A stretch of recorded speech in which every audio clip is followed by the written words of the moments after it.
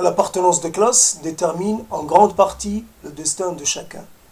Donc c'est dans la suite des deux précédents dires. Donc c'est suite à une discussion que j'ai avec ma sœur. Donc finalement, ça fait que je reste un peu sur le même type de préoccupation. Et c'est la dernière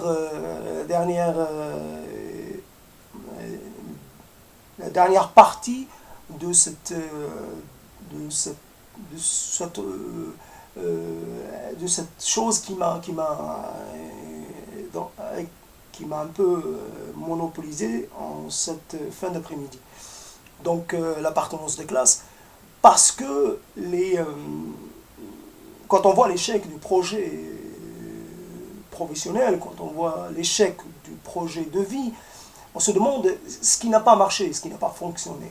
Donc quelque part, on interroge plein de choses et on fait plein de constats et on se rend compte que quelque part on a raté quelque chose parce que il ne peut pas s'agir d'autre chose. Ce n'est pas quelque chose qui est extérieur à nous, c'est quelque chose qui est en nous. C'est une limite qu'on a en nous à envisager autre chose parce que nous sommes constitués d'une certaine façon. Parce que nous avons des éléments de référence qui font que nos perspectives de réussite, nos visions sont quelque part sont conditionnées par cela. Donc nous pouvons, quoi que nous faisons, et des fois nous faisons des efforts, des fois consciemment, inconsciemment, nous faisons des efforts pour dépasser ces limites-là, ce cadre étroit, mais nous réussissons que très rarement, parce que le dépassement est quelque chose qui n'est pas en nous. C'est pas notre classe, on parle de classe basse, parce que je ne sais pas si les classes supérieures, si on accepte ces termes, sont aussi confrontés à ce problème, mais en tout cas, les classes hautes sont aussi, il leur arrive d'avoir des descendants qui descendent, qui baissent, qui descendent d'une classe, donc, ou deux. Donc, ils ne sont même pas de classe moyenne, ils sont de classe basse, inférieure. Donc finalement, nous rencontrons en fait que des gens qui nous ressemblent en fin de compte. Parce que le cheminement qu'on a dans la vie fait que nos fréquentations sont quelque part déjà prédéterminées par la naissance, par le cadre familial, par le cadre conceptuel, intellectuel, etc. Et quelque part, le cadre social aussi, le cadre économique. Nous avons cette limite qui est indépassable. Et quand on fait le bilan, on se rend compte qu'on n'a jamais eu les moyens intellectuels, économiques pour aller au-delà. La réussite matérielle, des fois on la déconsidère, on la relativise, on sait son importance. Mais donc dans l'effort qu'on fait pour essayer de comprendre, pour essayer de quelque part de nous reposer de nos questions et de nos doutes et de nos remises en cause. On essaie que, quand on trouve que cela est trop lourd à porter, on essaie de dire que la richesse matérielle, l'enrichissement, les ressources matérielles, c'est quelque chose qui est relative. C'est relatif jusqu'à un certain point. Et on essaie peut-être d'inventer des solutions de compromis entre quelque part une vie modeste, simple, axée sur l'essentiel, c'est-à-dire des valeurs de partage. C'est les nécessiteux qui sont porteurs des fois de ces valeurs de partage, parce que quelque part ça les arrange. Eux, ils n'ont pas grand-chose à partager, mais ils demandent aux autres de partager avec eux. Non, on a ce désir de partage, quelque part cette philosophie des fois, ou ces idées conciliantes, l'essentiel est quelque part de passer une vie quelque part, les amis, l'affection, ça compte plus que l'argent. Pourquoi s'échiner, s'épuiser, à courir derrière l'argent. L'argent n'est que de du matériel, et ce qui compte c'est peut-être le spirituel, ce qui compte c'est peut-être le bonheur, le bonheur, je sais pas moi, dans l'affectif, dans le... Euh, c'est possible, pourquoi pas, est ouvert à la discussion, il n'y a rien qui soit à prendre ou à laisser d'emblée, pourquoi pas, et s'il suffit d'avoir une vie modeste pour être heureux, pourquoi pas, mais c'est se réaliser, c'est le destin, c'est quelque part, si on estime qu'on a sa fonction, qu'on a trouvé sa place dans quelque chose de modeste, si on estime que quelque part on est satisfait, alors pas de problème. Mais si qu'on n'a pas, quand on n'a pas, c'est dans le cas contraire, quand on n'a pas trouvé sa place, quand on a cherché, quelque part on a suivi des tas de voies et qu'en fait ces voies finissent par par des impasses, et des impasses sans cesse, plus nombreux les uns que les autres. Donc, et on se repose la question, mais pourquoi? Qui est-ce qui a été plus fort que moi? Qu'est-ce qui a été plus fort que moi? Qu'est-ce qu'il y a? Donc, il y a l'appartenance de classe, mais il y a aussi l'appartenance, je ne sais pas, moi, j'allais dire de race, l'appartenance de culture, l'appartenance continentale, je ne sais pas. Il y a quelque chose que nos parents ne pouvaient pas nous transmettre, en tout cas, un certain, nos parents, la plupart des parents, parce que d'autres, évidemment, avaient cette capacité-là, qui ne pouvaient pas transmettre cette capacité à comprendre le monde, ce monde-là, le monde qui est notre monde à nous, et à trouver notre place, à y trouver notre place. Et nous avons cherché ceux qui sont devenus des techniciens, des scientifiques, comme on dit, obligatoirement, on ne se pose pas, cette question ne les empêche pas de progresser socialement parlant. Ils arrivent à faire la distinction, à faire quelque part, à couper entre les deux. La science est quelque chose à part. Il n'y a pas de sentiment d'aliénation culturelle, il n'y a pas de sentiment d'appartenance dans la science. La science est nationale, la science est universelle, la science ne connaît pas les frontières de race ou de je ne sais pas quoi, de naissance.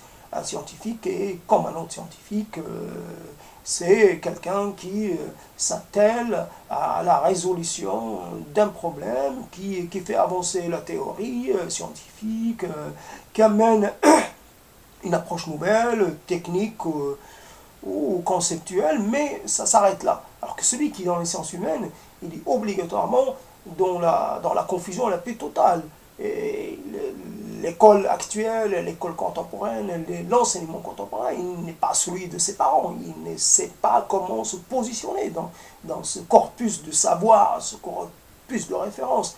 Et on est là à chercher quelle doit être ma route, quels doivent être mes actes mes axes de recherche, quelle doit être ma spécialité, quelle doit être, comment dire, ma thèse, puisqu'il faut obligatoirement produire une thèse. La thèse n'est pas une compilation d'éléments, ce n'est pas quelque chose qu'il s'agit, un résumé qu'on fait. La thèse, c'est un apport original, un traitement original, un traitement donc d'une question avec un parti pris obligatoirement. Une thèse, ça demande un parti pris qu'on défend.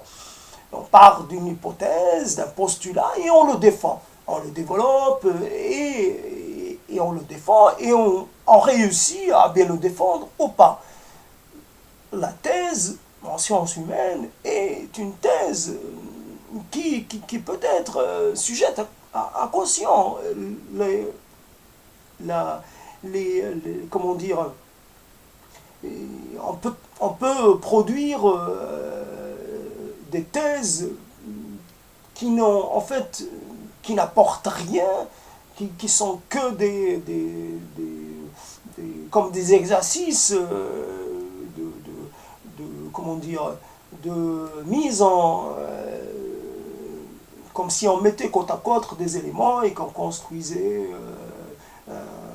un édifice avec des choses dépareillées, mais qu'en fait, enfin, on lui donne l'aspect d'un édifice homogène, et qu'en fait, c'est des apports qu'on a par-ci, par-là. Alors qu'en fait, comme si la thèse, ce serait comme un architecte qui a en face de lui un projet, et il a, comment dire, ce projet a suppose qu'il y ait pas des obligations, pas des limites, mais il y a des contraintes, voilà, je trouvais le terme, des contraintes. Donc il doit s'adapter aux contraintes de la surface, des contraintes urbaines, des contraintes, comment dire, économiques. Si on lui demande de faire avec des matériaux, il y a un certain, comment dire, une certaine somme d'argent, un certain capital qu'on a envie de mettre et pas plus. Donc il y a le choix des matériaux, il y a comment dire, le choix des matériaux, mais il y a aussi la décoration intérieure, ce qu'on doit faire ou pas faire à l'intérieur, donc l'équipement intérieur. Donc fonction des moyens, la réalisation, en fonction d'un certain nombre d'éléments, la réalisation sera à prendre un aspect ou un autre. Et voilà, la thèse, c'est ça. C'est en face, c'est un projet original, un projet qui part quelque part d'une hypothèse de base, c'est-à-dire qui crée des fondations et qu'après se développe et finit par prendre un aspect, par devenir acceptable, c'est-à-dire pour un édifice habitable et exploitable. Donc quelque part, cette thèse-là, qui était en fait un projet, devient avec le temps, avec le travail, quelque chose de tout à fait harmonisé, de tout à fait unifié, et finit par parvenir à l'autre, et quelque part, un bâtiment, c'est aussi sujet comment dire, à des variations au niveau de l'esthétique. Donc, selon les gens, selon un certain nombre de... on peut accepter l'esthétique de tel ou tel bâtiment, ça c'est quelque chose qui est en plus. Donc on peut accepter par exemple les opinions, après d'un thésard ou pas, mais après il s'agit de voir comment il les a défendus, comment il les a fait évoluer. Donc en face de la question, l'appartenance de classe, et donc détermine aussi le choix de l'orientation. Vous avez des gens qui vous disent, parce qu'ils sont au courant quelque part, qui vous orientent, qui vous font l'orientation qui va vous convenir. Comme vous avez, vous avez des gens qui sont outillés, qui ont la maîtrise d'un certain nombre de choses, et quelque part vous interrogent, vous posent les questions qu'il faut, essaient de voir quel est votre potentiel, et qui vous oriente en fonction de cela. Mais quand vous n'avez rien, personne parce qu'en fait, l'enseignement supérieur est quelque chose qui concerne une minorité. Nos parents n'ont pas connu l'enseignement supérieur, donc ils n'ont pas idée de ce que c'est. Donc c'était quelque chose à construire pour un maximum de gens originaires du Maroc. Donc finalement, l'échec vient parce que on entre dans quelque chose qui était inconnu. Il fallait prendre contact avec l'université, avec l'enseignement supérieur tel qu'il est pratiqué dans ce qu'on appelle l'Occident européen. Donc l'enseignement traditionnel, l'enseignement qui était pratiqué avant,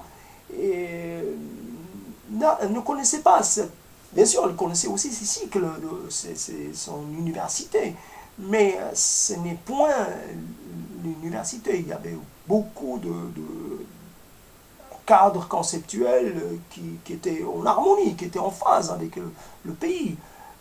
Cela ne posait pas de problème. Alors que cet enseignement supérieur, il vous fait atterrir dans l'inconnu. Vous avez en face de vous non seulement une langue qui est aussi votre deuxième langue, ça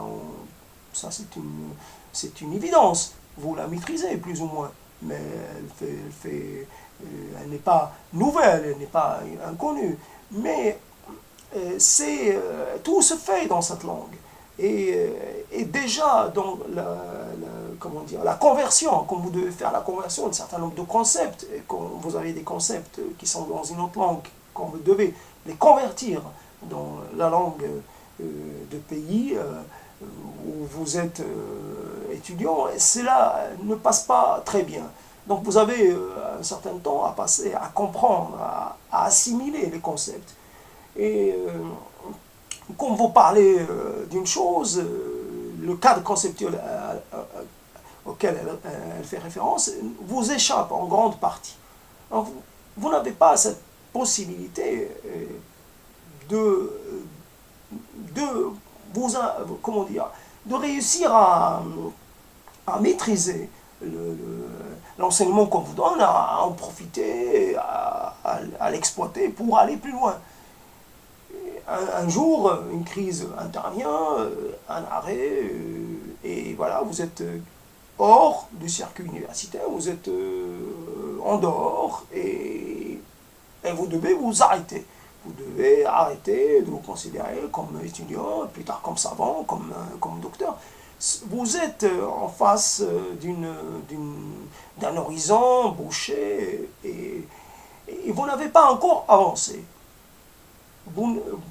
La classe d'appartenance, votre classe d'origine, n'a pas les clés, ne vous a pas formé, ne vous a pas outillé pour pouvoir, en cas comment dire, en cas d'échec, en cas d'impossibilité, de vous réorienter. Quand vous n'avez même pas réussi à savoir pourquoi vous faites une chose, vous savez encore moins pourquoi vous voulez faire une autre. Donc il y a toujours un problème par rapport au choix de l'orientation, au choix de l'objectif, au choix de la fonction, de la place qu'on veut avoir. Donc, l'échec est quelque part, j'arrête pas de le dire à ma soeur, l'échec est prévisible, l'échec est normal. L'échec n'est pas surprenant. Quand on échoue, c'est parce que cela était dans l'ordre des choses.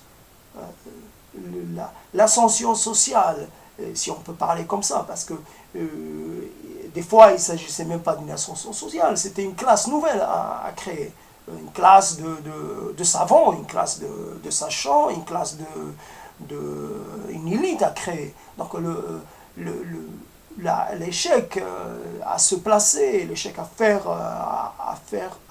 faire exister ce corps nouveau n'est en fait pas surprenant, parce que ça doit quelque part, ça devait exister de nulle part, ex nihilo, donc du néant. Et alors, du néant, on crée quoi? Avec le néant, on fait surgir quoi? Du néant, on fait surgir quoi, en fait? Donc, nous avions à construire quelque chose, et nous avons échoué à faire cela. Donc, certains qui ont réussi, bien sûr, à trouver un emploi, font quand même, je pense, face aux mêmes questions. Ce n'est pas parce qu'on a choisi qu'on a fini le cycle, qu'on a obligatoirement, qu'on est content obligatoirement du choix qu'on a fait, du résultat. Il y a énormément de questions qui restent présentes, c'est le cas de le dire. Quand vous choisissez la géographie, ça correspond à quoi, la géographie? Donc quelque part, c'est quelque chose, en rapport à l'espace, c'est quelque chose vous trouvez déjà tout un tas de gens qui ont réfléchi bien des siècles auparavant sur la notion d'espace. Vous arrivez et vous devez exister dans ce cadre-là. Donc, l'appartenance de classe est obligatoirement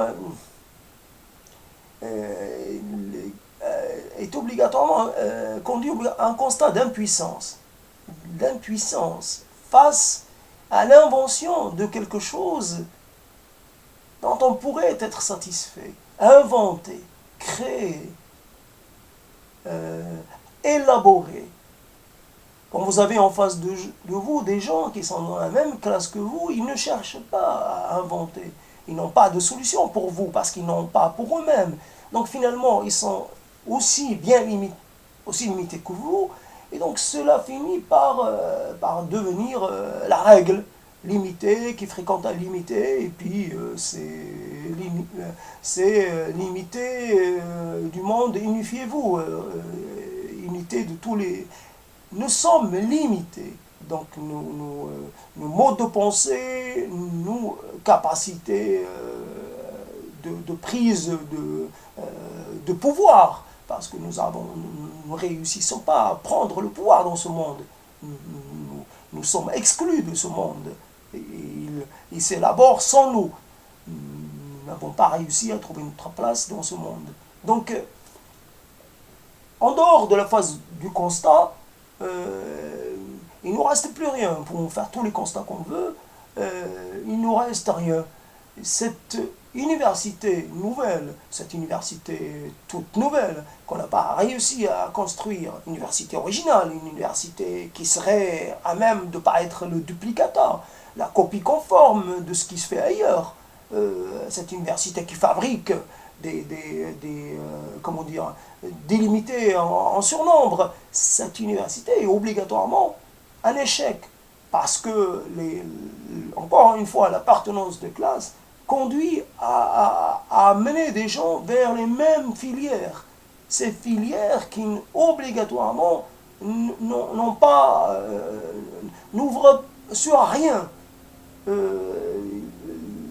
Je suis en incapacité d'aller vers autre chose que les sciences humaines, évidemment, ou que donc obligatoirement, ça va finir par bouchonner, ou je ne sais pas comment on dit, par bloquer. Donc tous ces gens qui sont bloqués, qui ont des diplômes, mais que signifie le diplôme? Quelle est en fait la compétence de celui qui est diplômé?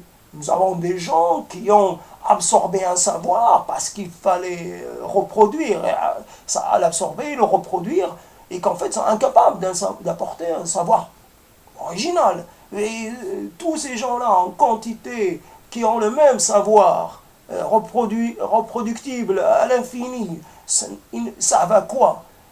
Si nous avons peut-être besoin, je ne sais pas, de gens qui interviennent, peut-être plus de techniciens ruraux, peut-être plus de gens qui sont, je ne sais pas, en relation avec les familles, pour peut-être un planning familial, peut-être pour...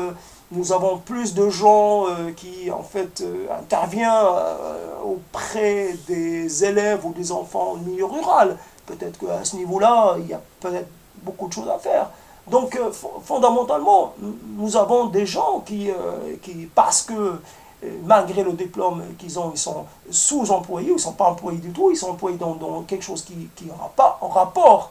Et vous ne faites pas un diplôme de second cycle pour après revenir vers l'enseignement primaire. Vous n'avez pas fait ça pour devenir, pour appartenir à cette catégorie-là.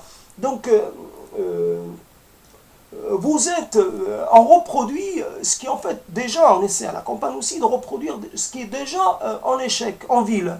On va pousser des gens à réussir avec évidemment le peu de pourcentage de réussite, mais ça j'en parlerai une autre fois. Mais ces gens, on les pousse à suivre le même modèle, le modèle qui est en fait déjà en échec. Donc quelqu'un qui est en échec va enseigner comment échouer à de futurs diplômés universitaires. Donc de futurs inemployés ou inemployables, parce que quelque part, certaines personnes ne sont pas employables en tant que telles. Il faudrait le reformer. Il y a des choses qui ne sont pas enseignées et donc elles ne sont pas acquises. Alors il nous reste de toute cette histoire de formation, etc., un élément qui fait que malgré nos appartenances, malgré nos échecs, il nous reste la capacité de poser la question. Quand on a vraiment fait avancer, peut-être à travers l'enseignement supérieur, il faudrait peut-être le prendre comme un moyen d'appréhender le monde dans sa complexité, c'est-à-dire à devenir un être capable de compréhension globale, c'est-à-dire quelqu'un qui est capable de faire intervenir tous les facteurs dans l'approche d'un problème et pourquoi pas dans un niveau. Il s'agit de problématiques personnelles, quelqu'un qui est capable de réfléchir, d'agir en fonction de ce qu'est son environnement économique, social, etc., qui en fait essaie d'en tirer le meilleur bénéfice. Donc c'est cette capacité à poser des questions, à nous questionner, à essayer d'élaborer de nouveaux cadres théoriques, etc., des cadres à réfléchir de façon nouvelle, à renouveler, à essayer d'amener de la complexité, à amener de la réflexion, à amener de la contradiction, à amener du débat. Et c'est peut-être à travers cette chose-là, par ce biais-là, qu'on arrivera peut-être à faire profiter les autres de notre passage par l'université. Donc, pour finir ce monologue, je dirais que je suis content, évidemment je suis content d'être passé par l'université, je suis déçu de ne pas avoir réussi à m'orienter, de ne pas avoir réussi à sortir des limites de mon appartenance de classe. S'ajoute à cela le fait d'exister en France et cela complique un peu plus les choses parce que là vous êtes obligatoirement dans une relation pas de clientélisme, mais une relation de dépendance. Vous êtes là pour chercher à savoir dans un pays qui était il n'y a pas très longtemps votre pays dominateur, et donc vous arrivez dans le pays qui a dominé vos parents et vous cherchez à savoir. Et alors, vas-y, comment dire, pas les erreurs, mais vas-y, les incompréhensions. Et quelque part, on trouve encore plus qu'au Maroc des choses qui nous appartiennent, avec lesquelles on n'arrive pas comment dire, on n'arrive pas à cohabiter ces enseignements, cette histoire de France, ces lois de France, et quelque part, on se maintient dans un no man's land, quelque part, un no man's land dans quelque chose d'indéfini.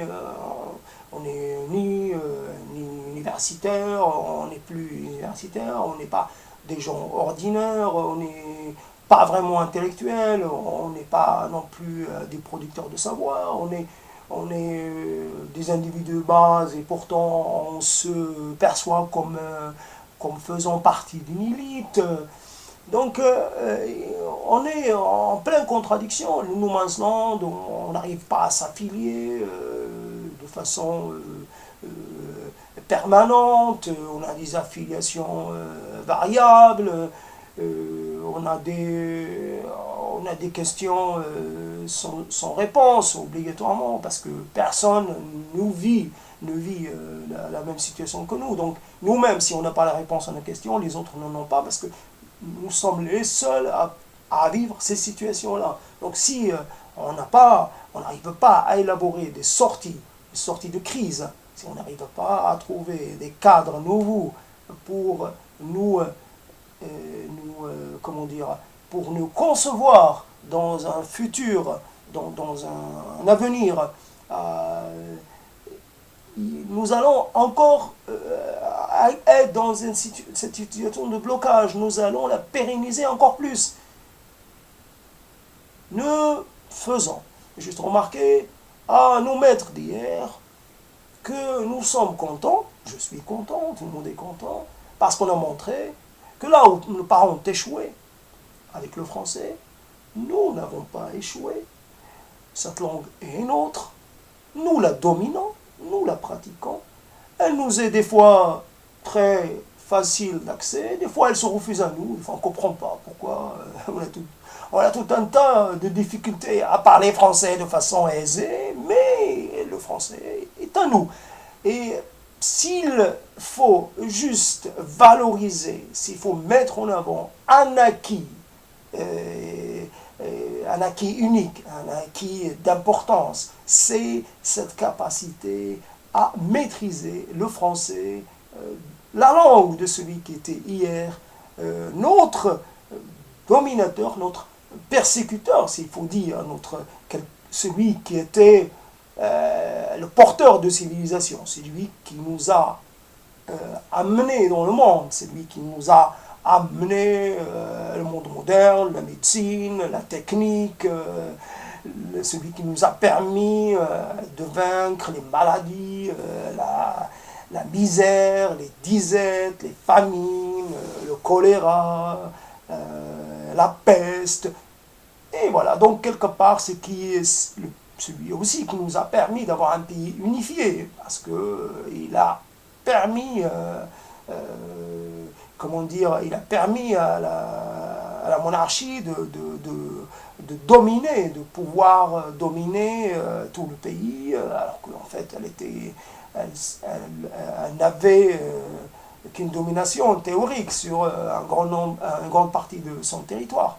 Donc, nous devons peut-être amener comment dire, à une rencontre. Et il faudrait peut-être qu'on soit une sorte d'ambassadeur, quelque part qu'on travaille sur cette notion d'ambassadeur, une sorte de médiateur, une sorte de facilitateur de la rencontre entre la France et nous-mêmes, entre la France et nos parents, entre notre présent et notre passé. La France fait partie de notre présent, elle a aussi fait partie de notre passé, et automatiquement elle fera partie de notre avenir. Nous avons peut-être encore une occasion de faire quelque chose, d'arriver à une visibilité, de sortir de l'anonymat, sortir de jouer un rôle. C'est en cela que ce monologue, que se dire, en cela qu'il a de l'intérêt. Je m'adresse à vous, par-delà, évidemment, toute cette technologie, par-delà ces choses qui dématérialisent la rencontre, qui dématérialisent, qui font en sorte, qui rendent, comment dire, qui nous donnent des outils, des capacités, mais qui aussi nous font encore plus nous replier sur nous-mêmes. Donc, quelque part, ces choses qui nous séparent, qui contribuent à notre isolement, mais faisons de cet outil un moyen de rencontre, un moyen de mettre fin à notre isolement, à notre repli, et contribuons à la hauteur de nos capacités à une bonne entente entre la France et le Maroc, entre la France et le monde, entre les humains. Portant une parole, quelque part, de conciliation, une parole qui plutôt incite à à ce que chacun, chaque parti considère l'autre avec bienveillance, avec respect, et avec un désir de travailler ensemble. Voilà, travailler ensemble parce que nous devons obligatoirement, nous sommes voisins, nous avons des défis communs. Peut-être que les cadres nationaux vont peut-être sauter. On ne va pas obligatoirement rester. Peut-être qu'on aura peut-être des cadres, un cadre plus ouvert, un cadre méditerranéen, un cadre moins. La France, peut-être, elle a aussi une dimension méditerranéenne. Et peut-être que c'est dans ces cadres-là qu'on pourrait agir. Donc à vous de contribuer à votre façon à ce travail. Et comment dire, je vous invite à me suivre pour d'autres développements.